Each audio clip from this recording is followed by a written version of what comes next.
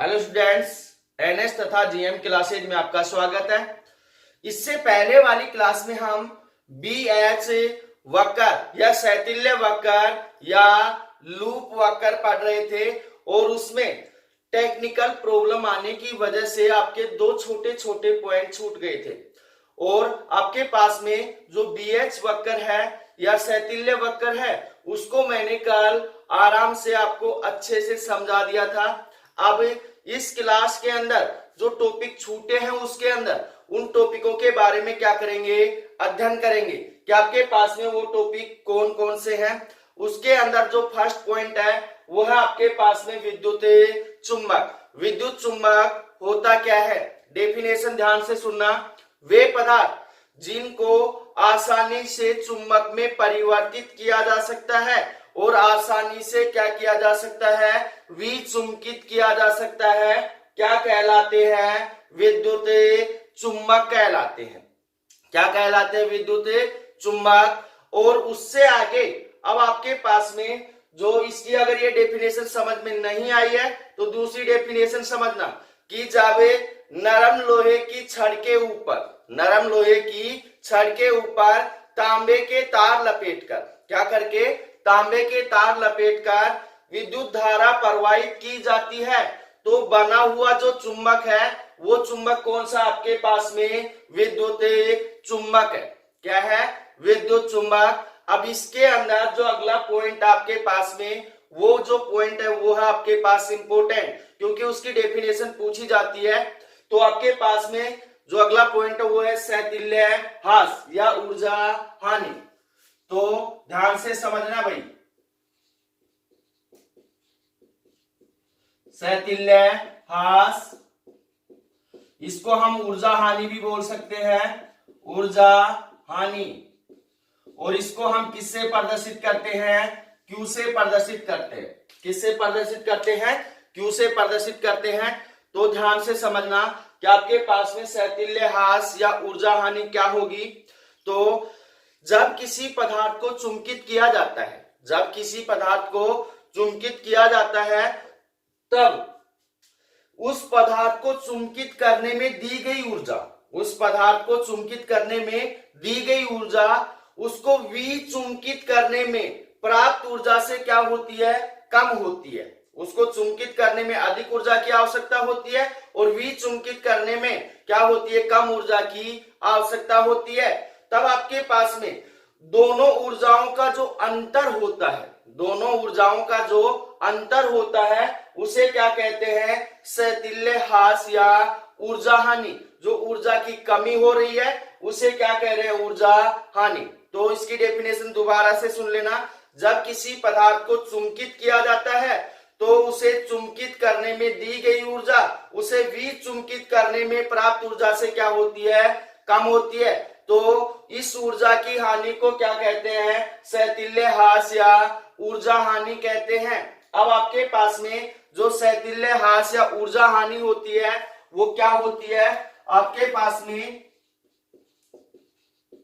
शैथिल्य ह्रास बराबर होता है आपके पास, शैथिल्य ह्रास को हम किससे प्रदर्शित करते हैं, क्यू से। क्यू बराबर होता है आपके पास में पदार्थ का आयतन, सूत्र होता है इसका। आपके पास क्या होता है, पदार्थ का आयतन गुणा आपके पास क्या हो जाएगा, बीएच वक्र का क्षेत्रफल। क्या होगा, बीएच वक्र का क्षेत्रफल गुणा आपके पास क्या होगी, आवर्ती। क्या होगी, आवर्ती। तो आपके पास में Q बराबर आपके पास जो मान होगा, Q बराबर पदार्थ के आयतन को हम किससे नोट करते हैं, V से। BH वक्र के क्षेत्रफल को हम किससे नोट कर रहे हैं, A से। और आवर्ती को किससे नोट कर रहे हैं, N से। तो Q बराबर हो जाएगा VAN। तो यहाँ पे ध्यान रखना भाई, इसके ऊपर न्यूमेरिकल आता है कि ऊर्जा ह्रास का मान ज्ञात कीजिए। तो Q बराबर कितना हो गया, VAN। तो आपके पास V क्या है, पदार्थ का आयतन है, A क्या है आपके पास, BH वक्र का क्षेत्रफल है, और N क्या है आपके पास में, आवर्ती है। तो ये चैप्टर क्या हो गया, कंप्लीट हो गया। तो सभी भैया बहना अपने वीडियो को लाइक करते रहिए, शेयर करते रहिए और अपने यूट्यूब चैनल को सब्सक्राइब कीजिए। तो अब इससे अगले वाला हम चैप्टर पढ़ेंगे, वो है आपके पास में लेसन 9। कौन सा है? लेसन 9, विद्युत चुंबकीय प्रेरण। तो आज ही स्टार्ट कर देते हैं क्योंकि ये बहुत छोटी क्लास हो जाएगी। तो आपके पास में अगला जो चैप्टर है वो है लेसन 9 और उसका नाम आपके पास में विद्युत चुंबकीय प्रेरण। विद्युत चुंबकीय प्रेरण। विद्युत चुंबकीय प्रेरण जो चैप्टर अपना, इसके अंदर जो फर्स्ट पॉइंट है वो है आपके पास में विद्युत चुंबकीय प्रेरण। विद्युत चुंबकीय प्रेरण। तो विद्युत चुंबकीय प्रेरण किसे कहते हैं? विद्युत चुंबकीय प्रेरण किसे कहते हैं? इसको पढ़ने से पहले मैं आपको थोड़ा सा पीछे के चैप्टरों में लेकर चलता हूं कि वहां पे हमने 7वें चैप्टर के अंदर हमने पढ़ा था ओरस्टेड का प्रयोग। जो ओरस्टेड के प्रयोग थे उनके अंदर हमने अध्ययन किया था कि जब किसी चालक तार के अंदर धारा प्रवाहित की जाती है तो उस चालक तार के चारों ओर क्या उत्पन्न होता है? चुंबकीय क्षेत्र उत्पन्न होता है। तो ओरस्टेड के प्रयोग के अंदर तो हमने क्या किया था? विद्युत धारा से चुंबकीय क्षेत्र उत्पन्न किया था। परंतु आपके पास में फैराडे नामक वैज्ञानिक ने क्या बताया है कि उन्होंने बताया है कि आपके पास में जो ओरस्टेड है उसके प्रयोग के उल्टा भी क्या है? संभव है। उल्टा का मतलब क्या हो गया कि आपके पास में चुंबकीय क्षेत्र की सहायता से क्या उत्पन्न कर सकते हैं? विद्युत धारा उत्पन्न कर सकते हैं। तो हमने ओरस्टेड के प्रयोग के अंदर तो पढ़ा था कि जब किसी चालक तार के अंदर धारा प्रवाहित की जाती है तो उसके चारों ओर क्या उत्पन्न होता है? चुंबकीय क्षेत्र उत्पन्न होता है। परंतु फैराडे नामक वैज्ञानिक ने क्या बताया है कि ओरस्टेड के प्रयोग का उल्टा भी क्या है? संभव है, जिसकी सहायता से उल्टा कैसे होगा कि चुंबकीय क्षेत्र की सहायता से हम क्या उत्पन्न कर सकते हैं? विद्युत धारा उत्पन्न कर सकते हैं। तो फैराडे ने क्या बताया है कि जब किसी पथ से संबंधित क्या होता है? चुंबकीय फ्लक्स के मान में परिवर्तन होता है। चुंबकीय फ्लक्स को हम किससे नोट करते हैं? फाई बी से। चुंबकीय फ्लक्स के मान में परिवर्तन होता है तो उस पथ के अंदर एक विद्युत वाहक बल उत्पन्न होता है। क्या उत्पन्न होता है? एक विद्युत वाहक बल उत्पन्न होता है, जिसे क्या कहते हैं? प्रेरित विद्युत वाहक बल कहते हैं। क्या कहते हैं? प्रेरित विद्युत वाहक बल कहते हैं। और आपके पास यदि आपके पास जो पथ है वो कैसा है? बंद पथ है। क्या है? बंद पथ है। तो आपके पास में उस परिपथ के अंदर प्रेरित विद्युत वाहक बल के कारण उसके अंदर एक धारा प्रवाहित होने लगती है। क्या प्रवाहित होने लगती है? धारा प्रवाहित होने लगती है, जिसे हम क्या कहते हैं? प्रेरित विद्युत धारा कहते हैं। जिसे क्या कह रहे हैं? प्रेरित विद्युत धारा। तो इस घटना को हम क्या कह सकते हैं? विद्युत चुंबकीय प्रेरण। तो आपके पास ये हो गया विद्युत चुंबकीय प्रेरण। अब इसके अंदर इसकी साधारण से अगर डेफिनेशन हम शॉर्ट में लिखें तो क्या डेफिनेशन होगी कि आपके पास में किसी पथ से संबंधित चुंबकीय फ्लक्स के मान में परिवर्तन करने पर, किसी पथ से संबंधित चुंबकीय फ्लक्स के मान में परिवर्तन करने पर उस पथ के अंदर क्या उत्पन्न होती है? विद्युत धारा उत्पन्न होती है। और इस घटना को हम क्या कह सकते हैं? विद्युत चुंबकीय प्रेरण कह सकते हैं। या इसकी दूसरी हम साधारण सी डेफिनेशन लिखना चाहें साधारण तौर से तो वो हो जाएगी कि चुंबकीय क्षेत्र की सहायता से विद्युत धारा उत्पन्न करने की जो घटना है वो क्या है? आपके पास विद्युत चुंबकीय प्रेरण कहलाती है। तो टॉपिक हो गया आपके पास विद्युत चुंबकीय प्रेरण। अब इसके अंदर जो अगला टॉपिक आता है वो है आपके पास में चुंबकीय फ्लक्स, फाई बी।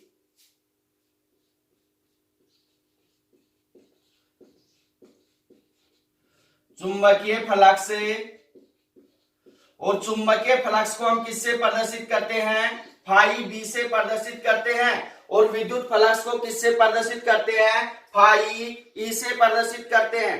तो यहाँ पे आपके पास में चुंबकीय फ्लक्स फाई बी की क्या डेफिनेशन होगी कि चुंबकीय फ्लक्स किसे कहते हैं। डेफिनेशन ध्यान से सुनना भाई, कि चुंबकीय क्षेत्र के अंदर, किसके अंदर है, चुंबकीय क्षेत्र के अंदर किसी अल्पांश से गुजरने वाली चुंबकीय बल रेखाओं की संख्या को क्या कहते हैं, चुंबकीय फ्लक्स कहते हैं। या इसकी दोबारा से डेफिनेशन सुन लेना, कि चुंबकीय क्षेत्र के अंदर स्थित किसी अल्पांश से गुजरने वाली चुंबकीय बल रेखाओं की संख्या को क्या कहते हैं, चुंबकीय फ्लक्स कहते हैं। अगर ये डेफिनेशन समझ में नहीं आई है तो इसकी दूसरी डेफिनेशन समझना, कि चुंबकीय क्षेत्र बी तथा अल्पांश डी ए के अदिश गुणनफल को, चुंबकीय क्षेत्र बी मान लो और उसके अंदर स्थित जो अल्पांश है वो क्या है, डी ए है, उन दोनों के अदिश गुणनफल, अदिश को हम किससे प्रदर्शित करते हैं, डॉट से प्रदर्शित करते हैं। अदिश गुणनफल को क्या कहते हैं, चुंबकीय फ्लक्स कहते हैं। तो आपके पास में क्या हो जाएगा, यहाँ पे समाकलन, यहाँ पे हो जाएगा सॉरी, डी फाई बी बराबर कितना होगा आपके पास में, डी फाई बी बराबर हो जाएगा बी डॉट डी ए। यहाँ डॉट किसको प्रदर्शित कर रहा है, अदिश गुणनफल को। अगर समझ में नहीं आया है तो ये देख लो कि आपके पास में ये क्या है, कोई चुंबकीय क्षेत्र है, इसके अंदर कोई अल्पांश क्या रखा हुआ है, डीए रखा हुआ है। तो इस अल्पांश डीए तथा चुंबकीय क्षेत्र बी का जो अदिश गुणनफल है उसे क्या कह रहे हैं, हमें चुंबकीय फ्लक्स फाई बी कह रहे हैं। तो आपके पास यहाँ पे डॉट को खोलेंगे तो आपके पास क्या आएगा, डॉट को खोलते हैं तो कोस आता है और क्रॉस को खोलते हैं तो क्या आता है, साइन आता है। तो आपके पास क्या हो जाएगा, डी फाई बी बराबर कितना हो जाएगा, B D A cos theta, B D A cos theta. तो यह आ गया आपके पास समीकरण नंबर ए, समीकरण नंबर ए। अब उससे आगे ध्यान से समझना कि आपके पास में ये जो उत्पन्न चुंबकीय फ्लक्स है वो क्या है, एक अल्पांश के कारण है। किसके कारण है, अल्पांश के कारण है। तो आपके पास में संपूर्ण कुंडली के लिए आपके पास में जो चुंबकीय फ्लक्स होगा समीकरण 1 का समाकलन करने पर, तो यहां लिख रहा हूं समीकरण 1 का समाकलन करने पर, समीकरण 1 का समाकलन करेंगे तो आपके पास क्या होगा, डी फाई बी बराबर कितना हो जाएगा, समाकलन डी फाई बी बराबर हो जाएगा आपके पास में समाकलन B D A cos theta. अब यहाँ पे समाकलन डी फाई क्या हो जाएगा, फाई बी। तो आपके पास यहाँ पे आ गया फाई बी बराबर हो गया आपके पास समाकलन B D A cos theta. यह आ गया आपके पास समीकरण नंबर 2, यह आ गया समीकरण नंबर 2। अब आपके पास में ये जो चुंबकीय फ्लक्स आया फाई बी, ये संपूर्ण कुंडली के कारण क्या है, उत्पन्न चुंबकीय फ्लक्स है।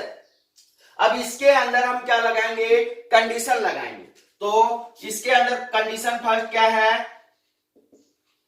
कंडीशन फर्स्ट क्या है, ध्यान से समझना भाई, कि आपके पास में यहाँ चुंबकीय क्षेत्र, पहले इस कंडीशन से पहले आपको एक छोटी सी बात बता देता हूं कि चुंबकीय क्षेत्र बी तथा अल्पांश डीए के मध्य बना कोण कितना है, थीटा है।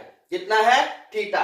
तो अब कंडीशन फर्स्ट पढ़ते हैं। यदि आपके पास चुंबकीय क्षेत्र बी और अल्पांश डीए दोनों क्या है, एक दूसरे के समांतर हैं, पैरेलल हैं, तो आपके पास क्या होगा, बी पैरेलल है किसके, डीए के। जब दोनों एक दूसरे के समांतर होते हैं तो थीटा बराबर कितना होगा, 0 डिग्री होगा।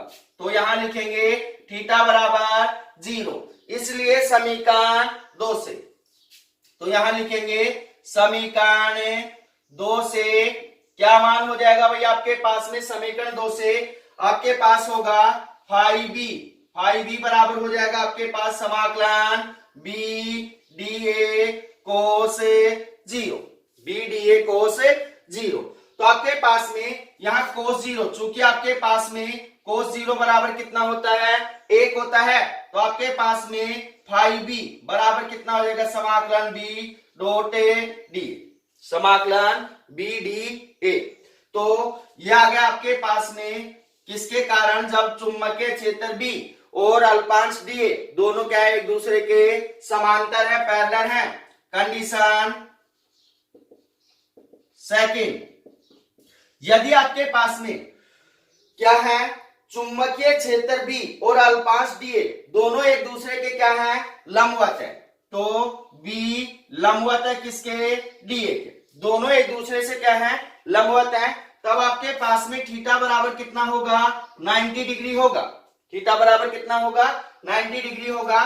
तब आपके पास में उत्पन्न जो चुंबकीय फ्लक्स फाई बी है, फाई बी बराबर कितना हो जाएगा, समाकलन बी डी ए कोस 90, और कोस 90 का मान कितना होता है भाई, 0 होता है। तो आपके पास यहाँ पे आ गया कोस 90 बराबर हो गया 0।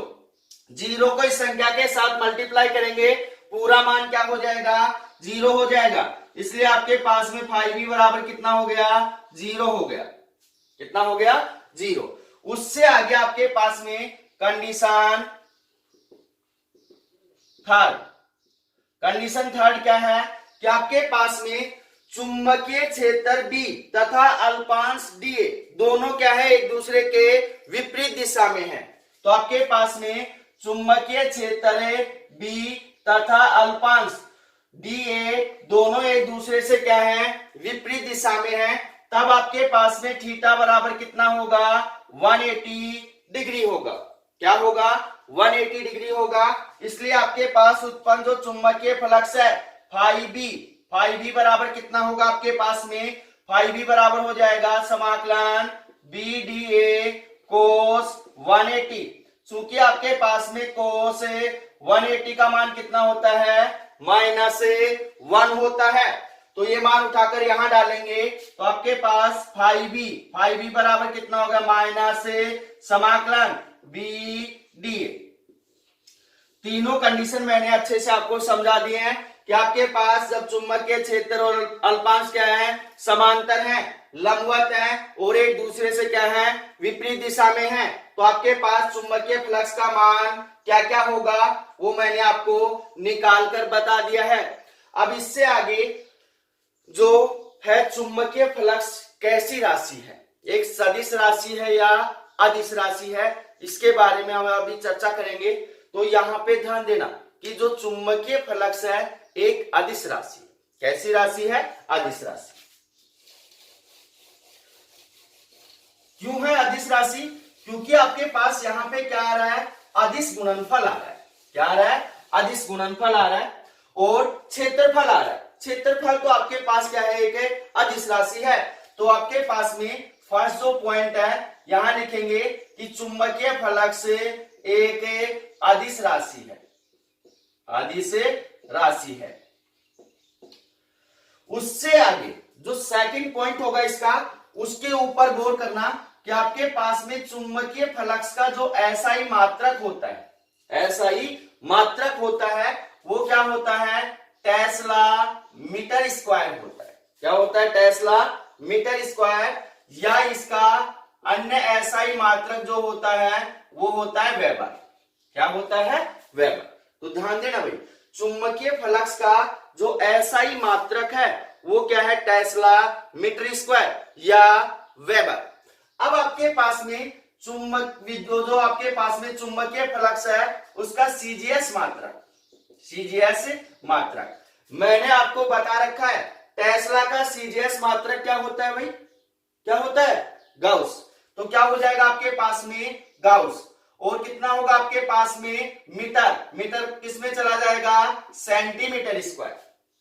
और आपके पास में वेबर, वेबर का भी मैंने आपको बता रखा है कि वेबर का जो सीजीएस मात्रक होता है वो क्या होता है, मैक्सवेल होता है। क्या होता है, मैक्सवेल। तो ध्यान देना भाई, यहाँ पे दोबारा से याद रख लेना, टेस्ला का सीजीएस मात्रक क्या है, गाउस है, और वेबर का क्या है, मैक्सवेल है। उससे आगे आपके पास में 1 वेबर बराबर आपके पास 10 की पावर 8 मैक्सवेल होता है। 1 वेबर बराबर कितना होता है? 10 की पावर 8 मैक्सवेल होता है। तो ये हो गया। अब उससे आगे आपके पास में क्या बच गया इसका विमीय सूत्र। तो जो आपके पास में चुंबकीय फ्लक्स है उसका जो विमीय सूत्र होगा m की पावर 1 l की पावर 2 t की पावर -2 a की पावर -1 होता है। क्या होता है? m की पावर 1 l की पावर 2 t की पावर -2 a की पावर -1 होता है। निकालना चाहो तो आप निकाल सकते हो कि आपके पास d5 बराबर क्या आया था? b dot a। चुंबकीय क्षेत्र का विमीय सूत्र रखना और क्षेत्रफल का क्या हो जाएगा? m की पावर 0 l की पावर 2 t की पावर 0 डालेंगे, सोल्व करेंगे तो आपके पास ये क्या आ जाएगा? इसका विमीय सूत्र आ जाएगा। तो ये हो गया आपके पास में चुंबकीय फ्लक्स। अब इससे अगले वाला जो टॉपिक है वो है आपके पास में फैराडे तथा हेनरी के विद्युत चुंबकीय प्रेरण के प्रयोग। तो टॉपिक अच्छा है क्योंकि बोर्ड एग्जाम में पूछा जाता है कि फैराडे तथा हेनरी के विद्युत चुंबकीय प्रेरण में कौन कौन से प्रयोग किए हैं और उन्होंने कैसे सिद्ध किया है कि चुंबकीय क्षेत्र की सहायता से हम विद्युत धारा उत्पन्न कर सकते हैं। तो टॉपिक डाल रहा हूं। टॉपिक आपके पास में फैराडे तथा हेनरी के विद्युत चुंबकीय प्रेरण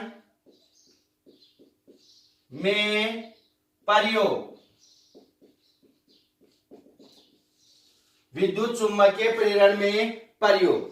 तो आपके पास में फैराडे तथा हेनरी के विद्युत चुंबकीय प्रेरण के अंदर कितने प्रयोग हैं? तो फैराडे तथा हेनरी ने विद्युत चुंबकीय प्रेरण के 3 प्रयोग किए थे। कितने प्रयोग किए थे? 3 प्रयोग किए थे और उन तीनों प्रयोगों से उन्होंने निष्कर्ष निकाला था कि चुंबकीय क्षेत्र की सहायता से हम क्या उत्पन्न कर सकते हैं? विद्युत धारा उत्पन्न कर सकते हैं। तो उसके अंदर जो उनका फर्स्ट प्रयोग था, तो यहां लिख रहा हूं प्रयोग फर्स्ट। प्रयोग फर्स्ट क्या है? ध्यान से समझना भाई। फैराडे तथा हेनरी ने एक कुंडली ली। ये क्या ली? कुंडली ली और इस कुंडली के साथ में उन्होंने एक क्या जोड़ दिया? धारा मापी या गैल्वेनोमीटर क्या कर दिया? जोड़ दिया। फर्स्ट प्रयोग के अंदर उन्होंने एक कुंडली ली और कुंडली के साथ उन्होंने क्या जोड़ दिया? धारा मापी जोड़ दिया। फिर उन्होंने एक छड़ चुम्बक ली। क्या ली? छड़ चुम्बक। तो छड़ चुम्बक के कितने सिरे होते हैं? कितने ध्रुव होते हैं? 2 ध्रुव, N और S। फिर उन्होंने क्या किया कि आपके पास में ये छड़ चुम्बक है तो इसका इस साइड क्या होगा? चुंबकीय क्षेत्र होगा। क्या होगा? चुंबकीय क्षेत्र होगा। तो उन्होंने क्या किया कि छड़ चुम्बक को, इस कुंडली को तो अपने स्थान के ऊपर स्थित कर दिया, परंतु छड़ चुम्बक को इस कुंडली के पास लेकर आते हैं। क्या करते हैं? कुंडली के पास लेकर आते हैं। तो जैसे ही छड़ चुम्बक को कुंडली के पास लेकर आते हैं तो इस कुंडली के साथ जुड़ा हुआ जो धारा मापी है उसके अंदर क्या उत्पन्न होता है? विक्षेप उत्पन्न होता है। क्या उत्पन्न होता है? विक्षेप उत्पन्न होता है। फिर उन्होंने पास लाने पर विक्षेप को उन्होंने नोट कर लिया कि मान लिया आपके पास विक्षेप इस दिशा में आ रहा है। उसके पश्चात उन्होंने क्या किया? इस छड़ चुम्बक को धीरे धीरे वापस खींचना स्टार्ट किया। तो उन्होंने पाया कि जो धारा मापी के अंदर विक्षेप उत्पन्न हो रहा था वो क्या होता है? पहले से विपरीत दिशा में उत्पन्न होता है। पहले से क्या होता है? विपरीत दिशा में उत्पन्न होता है। और उन्होंने इसी के अंदर फिर दोनों को क्या कर दिया? स्थित कर दिया। इसको भी हिलाना बंद कर दिया। ये तो पहले से ही स्थित है, इसको हिलाना क्या कर दिया? बंद कर दिया। दोनों को एक स्थान पर स्थित कर दिया। तब उन्होंने पाया कि कि धारा मापी के अंदर जो विक्षेप है कितना हो गया, शून्य हो गया। कितना हो गया, शून्य हो गया। तो उन्होंने ये निष्कर्ष निकाला कि आपके पास में क्षण चुंबक के चुंबकीय फ्लक्स के मान में परिवर्तन होने से इस धारा मापी के अंदर, इस कुंडली के अंदर क्या उत्पन्न होती है, विद्युत धारा उत्पन्न होती है। तो निष्कर्ष के अंदर हम लिख सकते हैं कि कुंडली से संबंधित चुंबकीय फ्लक्स के मान में परिवर्तन होने से कुंडली के अंदर क्या उत्पन्न होती है, विद्युत धारा या प्रेरित विद्युत धारा क्या होती है, उत्पन्न होती है। तो ये था उनका फर्स्ट प्रयोग। सेकंड प्रयोग के अंदर उन्होंने क्या किया, दो कुंडलियां ली। क्या ली, दो कुंडलियां। एक कुंडली के साथ उन्होंने धारा मापी जोड़ दिया और दूसरी कुंडली के साथ उन्होंने क्या जोड़ दी, बैटरी जोड़ दी। तो प्रयोग सेकंड समझना भाई, प्रयोग सेकंड। प्रयोग सेकंड क्या है कि फैराडे तथा हेनरी ने दो कुंडलियां ली। एक कुंडली मान लिया आपके पास में कौन सी है, C1। C1 कुंडली के साथ उन्होंने क्या जोड़ दिया, धारा मापी या गैल्वेनोमीटर G जोड़ दिया। दूसरी कुंडली C2, दूसरी कुंडली C2 के साथ उन्होंने क्या जोड़ दी, एक बैटरी जोड़ दी। क्या जोड़ दी, बैटरी जोड़ दी। ये कुंडली C1 हो गई और ये क्या है, C2 है। अब यहां पे ध्यान देना कि आपके पास में कुंडली जो C2 है उसके साथ क्या जुड़ी हुई है, बैटरी जुड़ी हुई है। क्या जुड़ी हुई है, बैटरी जुड़ी हुई है। तो बैटरी के कारण इस कुंडली के अंदर क्या प्रवाहित होती है, विद्युत धारा प्रवाहित होती है। क्या प्रवाहित होती है, विद्युत धारा प्रवाहित होती है। और विद्युत धारा प्रवाहित होने के कारण इस कुंडली के चारों ओर क्या उत्पन्न होता है, चुंबकीय क्षेत्र उत्पन्न होता है।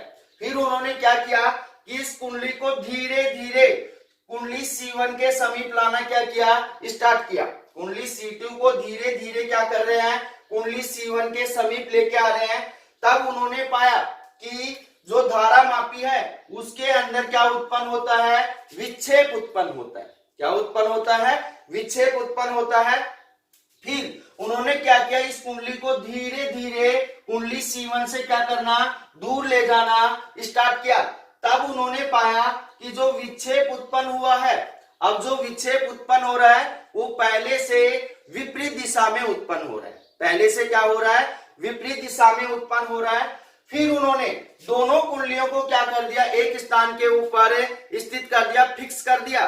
तब उन्होंने पाया कि धारा मापी के अंदर जो उत्पन्न विक्षेप उसका मान कितना हो गया, शून्य हो गया। इसलिए उन्होंने सेकंड प्रयोग से भी क्या निष्कर्ष निकाला कि जब किसी कुंडली से संबंधित चुंबकीय फ्लक्स के मान में परिवर्तन होता है तब क्या होता है, उस कुंडली के अंदर एक प्रेरित विद्युत धारा उत्पन्न होती है। तो ये था इसका सेकंड प्रयोग। और प्रयोग थर्ड क्या था उसको ध्यान से समझना भाई, उसमें आपको प्रॉब्लम हो सकती है तो उसको अच्छे से समझना। तो आपके पास में है प्रयोग थर्ड प्रयोग के अंदर उन्होंने क्या किया, दो कुंडलियां ली। कितनी कुंडलियां ली, दो कुंडलियां ली। एक कुंडली C1 जिसके साथ उन्होंने क्या जोड़ दिया, एक धारा मापी जोड़ दिया। जिसके साथ उन्होंने क्या जोड़ दिया, एक धारा मापी जोड़ दिया। और दूसरी कुंडली C2, दूसरी कुंडली C2 के साथ उन्होंने एक बैटरी E और एक कुंजी क्या जोड़ दी, K जोड़ दी। एक कुंजी क्या जोड़ दी, K जोड़ दी। और दोनों कुंडलियों को क्या कर दिया, एक स्थान के ऊपर स्थित कर दिया। दोनों को समीप समीप रख के क्या कर दिया, फिक्स कर दिया। अब इसके अंदर हम किसी भी कुंडली को हिलाएंगे नहीं, किसी भी कुंडली को हिलाएंगे नहीं। तो जैसे ही कुंडली C2 के अंदर डॉट लगाई जाती है तो कुंडली C2 के अंदर क्या प्रवाहित होती है, विद्युत धारा प्रवाहित होती है। और विद्युत धारा प्रवाहित होने के कारण इसके चारों ओर क्या उत्पन्न होता है, चुंबकीय क्षेत्र उत्पन्न होता है। क्या उत्पन्न होता है, चुंबकीय क्षेत्र उत्पन्न होता है।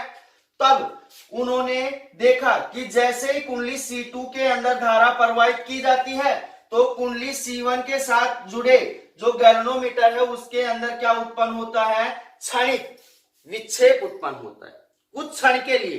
कुछ सेकंड के लिए क्या उत्पन्न होता है, विक्षेप उत्पन्न होता है, उसके बाद कितना हो जाता है, 0 हो जाता है। फिर उन्होंने क्या किया, कुंजी के को क्या कर दिया, बंद कर दिया। क्या कर दिया, बंद कर दिया। तब उन्होंने देखा कि इस कुंडली या धारा मापी के अंदर जो विक्षेप है पहले से विपरीत दिशा में है और क्या है, क्षणिक विक्षेप है। पहले से विपरीत दिशा में है और क्या है, क्षणिक है। कुछ सेकंड के लिए ही क्या होता है, विक्षेप उत्पन्न होता है, हिलेगी, वापस क्या हो जाएगी, 0 हो जाएगी। फिर उन्होंने यहां पे इस प्रकार से इस कुंजी के को बार बार चालू या बंद करके इसके अंदर बार बार क्या उत्पन्न किया, उन्होंने विक्षेप उत्पन्न किया। और उन्होंने क्या निष्कर्ष निकाला कि किसी कुंडली से संबंधित चुंबकीय फ्लक्स के मान में परिवर्तन करने से उस कुंडली के अंदर क्या उत्पन्न होती है, प्रेरित विद्युत धारा उत्पन्न होती है या प्रेरित विद्युत वाहक बल उत्पन्न होता है। इसलिए फैराडे तथा हेनरी ने अपने तीनों प्रयोगों से जो निष्कर्ष निकाला है, तीनों से निष्कर्ष सेम आया है। कौन सा निष्कर्ष है कि जब किसी कुंडली से संबंधित चुंबकीय फ्लक्स के मान में परिवर्तन होता है तब आपके पास में उस कुंडली के अंदर क्या उत्पन्न होती है, प्रेरित विद्युत धारा उत्पन्न होती है। इसलिए कह सकते हैं कि चुंबकीय क्षेत्र की सहायता से हम क्या उत्पन्न कर सकते हैं, विद्युत धारा उत्पन्न कर सकते हैं। तो ये हो गया आपके पास ओरस्टेड का उल्टा। क्या हो गया, ओरस्टेड का उल्टा। ओरस्टेड ने तो विद्युत धारा से चुंबकीय क्षेत्र उत्पन्न किया था, परंतु फैराडे तथा हेनरी ने क्या कर दिया, विद्युत क्षेत्र से ही विद्युत धारा उत्पन्न कर दी। तो ये हो गया आपके पास में फैराडे तथा हेनरी के विद्युत चुंबकीय प्रेरण में प्रयोग। अब इसके अंदर आपके पास में अगला टॉपिक है फैराडे के विद्युत चुंबकीय प्रेरण में नियम। फैराडे के विद्युत चुंबकीय प्रेरण में नियम टॉपिक डाल रहा हूं मैं यहां पे, फैराडे के विद्युत चुंबकीय प्रेरण में नियम, नियम, प्रयोग तो हमने पढ़ ही लिए, क्या है, नियम। अब फैराडे ने अपने प्रयोगों के आधार पर विद्युत चुंबकीय प्रेरण के अंदर क्या दिया है, 2 नियम प्रदान किए हैं। कितने नियम, 2 नियम प्रतिपादित किए हैं या 2 नियम बनाए हैं उन्होंने। तो इसके अंदर नियम फर्स्ट जो नियम है वो आपके पास में, फर्स्ट नियम क्या है, ध्यान से समझना भाई। फैराडे ने फर्स्ट नियम के अंदर क्या बताया है कि जब किसी कुंडली से संबंधित चुंबकीय फ्लक्स के मान में परिवर्तन होता है, जब किसी कुंडली से संबंधित चुंबकीय फ्लक्स के मान में परिवर्तन होता है तो उस कुंडली के अंदर क्या होता है, एक विद्युत वाहक बल उत्पन्न होता है। उस कुंडली के अंदर क्या उत्पन्न हो रहा है, एक विद्युत वाहक बल उत्पन्न हो रहा है। यदि आपके पास में कुंडली कैसी है, बंद है, या परिपथ कैसा है, बंद है, तब आपके पास में प्रेरित विद्युत वाहक बल के कारण उस परिपथ के अंदर एक विद्युत धारा उत्पन्न होती है, जिसे हम क्या कहते हैं, प्रेरित विद्युत धारा कहते हैं, जिसे हम क्या कहते हैं, प्रेरित विद्युत धारा। तो फर्स्ट नियम के अंदर तो उन्होंने प्रेरित विद्युत वाहक बल की डेफिनेशन और प्रेरित विद्युत धारा की डेफिनेशन को ही डिफाइन किया है।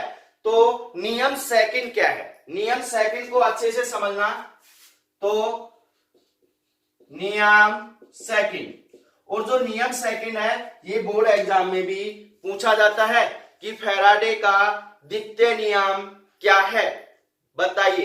तो फैराडे का द्वितीय नियम क्या है, ध्यान से समझना कि आपके पास में किसी कुंडली के अंदर उत्पन्न जो प्रेरित विद्युत वाहक बल होता है, किसी कुंडली के अंदर उत्पन्न प्रेरित जो विद्युत वाहक बल होता है वो चुंबकीय फ्लक्स के मान में परिवर्तन, चुंबकीय फ्लक्स के मान डी फाई में परिवर्तन के ऋणात्मक दर के क्या होता है, समान होता है। चुंबकीय फ्लक्स के मान में परिवर्तन की ऋणात्मक दर, यहाँ पे जो ऋणात्मक है माइनस है, उसकी ऋणात्मक दर के क्या होता है, समान होता है। या फिर इसको हम ऐसे बोल सकते हैं, चुंबकीय फ्लक्स के मान में परिवर्तन की दर के ऋणात्मक मान के क्या होता है, समान होता है। दोबारा से सुन लेना कि फैराडे ने सेकंड नियम क्या दिया है। उन्होंने बताया है कि आपके पास में किसी कुंडली के अंदर उत्पन्न जो प्रेरित विद्युत वाहक बल E है, वो उस कुंडली से संबंधित चुंबकीय फ्लक्स के मान में परिवर्तन की दर d phi b बटे dt दर आ गई। ये दर के ऋणात्मक मान के क्या होता है, समान होता है। तो ये क्या हो गया, इसका सेकंड नियम हो गया। तो सेकंड नियम के अंदर ये आपको समीकरण याद रखनी पड़ेगी। E बराबर क्या होता है, माइनस डी फाई बी बटे dt, क्योंकि इसका प्रयोग हम आगे करेंगे।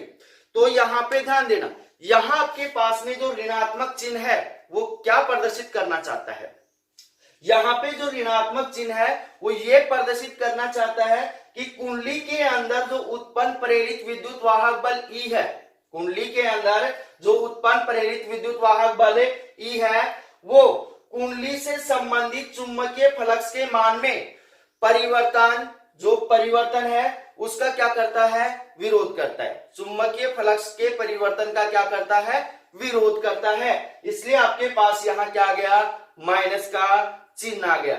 तो ये हो गया आपके पास में विद्युत चुंबकीय प्रेरण के अंदर फैराडे का सेकंड नियम। अब आपके पास में विद्युत वाहक बल आप निकाल चुके हो, तो अगर आपको बोल दिया जाए कि प्रेरित विद्युत धारा का मान निकालिए, तो यहां पे मैं बोल रहा हूं यदि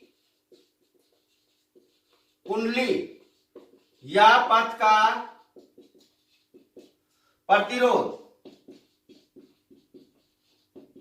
कितना है, R है, तो यदि आपके पास में कुंडली या पथ का जो प्रतिरोध वो कितना है, R है, तब आपके पास में उसके अंदर उत्पन्न धारा I बराबर कितना हो जाएगा, E बटे R। यहाँ पे ओम के नियम से V बराबर क्या होगा, IR होगा। I बराबर V अपोन में R। V का कार्य कौन कर रहा है, प्रेरित विद्युत वाहक बल कर रहा है। E का मान कितना है, माइनस डी फाई बी बटे dt है। तो I बराबर कितना हो जाएगा आपके पास में, माइनस डी फाई बी बटे कितना हो जाएगा, R और dt। ये क्या आ गया आपके पास, प्रेरित विद्युत धारा। तो ये हो गया आपके पास में फैराडे के नियम। अब इससे अगले वाला जो टॉपिक है कि चुंबक विद्युत चुंबकीय प्रेरण के अंदर चुंबकीय फ्लक्स के मान को कैसे परिवर्तित करेंगे, कैसे परिवर्तित करेंगे। अगर आपको चुंबकीय फ्लक्स का मान बढ़ाना है या घटाना है तो कैसे परिवर्तित करेंगे। तो ध्यान देना, इससे पहले वाले टॉपिक के अंदर मैंने पढ़ाया था कि आपके पास में चुंबकीय फ्लक्स फाई बी बराबर क्या आया था, समाकलन B D A cos theta आया था, B D A cos theta. तो यहां पे ध्यान देना भाई कि आपके पास में जो चुंबकीय फ्लक्स है उसका फाई बी, इसका मान कैसे परिवर्तित करेंगे, कैसे परिवर्तित करेंगे। तो यहाँ पे फर्स्ट पॉइंट क्या है, चुंबकीय क्षेत्र है। तो चुंबकीय क्षेत्र के मान को बढ़ाकर या घटाकर, जो चुंबकीय क्षेत्र बी है उसके मान को बढ़ाकर या घटाकर चुंबकीय फ्लक्स के मान को बढ़ाया या घटाया जा सकता है। बढ़ाएंगे तो चुंबकीय फ्लक्स का मान क्या होगा, बढ़ जाएगा। घटाएंगे तो चुंबकीय फ्लक्स का मान क्या होगा, घट जाएगा। उससे आगे सेकंड है डीए, अल्पांश क्षेत्रफल। अल्पांश क्षेत्रफल के मान को क्या करके, बढ़ाकर या घटाकर क्या कर सकते हैं, चुंबकीय फ्लक्स के मान को क्या कर सकते हैं, बढ़ा सकते हैं या घटा सकते हैं। उससे आगे जो तीसरा पॉइंट है वो है आपके पास में क्या कि चुंबकीय क्षेत्र बी तथा अल्पांश डीए के मध्य बने कोण को परिवर्तित करके, यहाँ जो थीटा है वो क्या है, चुंबकीय क्षेत्र बी तथा अल्पांश डीए के मध्य बने कोण को क्या करके, परिवर्तित करके, बढ़ा के या घटा के हम क्या कर सकते हैं, चुंबकीय फ्लक्स फाई बी के मान को क्या कर सकते हैं, परिवर्तित कर सकते हैं। तो अब इससे अगले वाला जो टॉपिक है वो है आपके पास में लेंज का नियम, और वो पढ़ेंगे लेंज के जो नियम है वो पढ़ेंगे अगली क्लास में। तो वीडियो को लाइक कीजिए, शेयर कीजिए, सब्सक्राइब कीजिए और अपने दोस्तों के साथ अच्छे से शेयर कीजिए। तो मिलते हैं अगली क्लास में, और किसी भैया बहना को कोई भी प्रॉब्लम होती है तो आप कमेंट्स करके या व्हाट्सएप पे मैसेज करके बता सकते हैं। उस टॉपिक को दोबारा से रिपीट कर दिया जाएगा, अच्छे से आपको समझा दिया जाएगा। अपने नोट्स साथ साथ बनाते रहना, क्योंकि नोट्स कभी भी जांच हो सकते हैं आपके। तो मिलते हैं अगली क्लास में, धन्यवाद।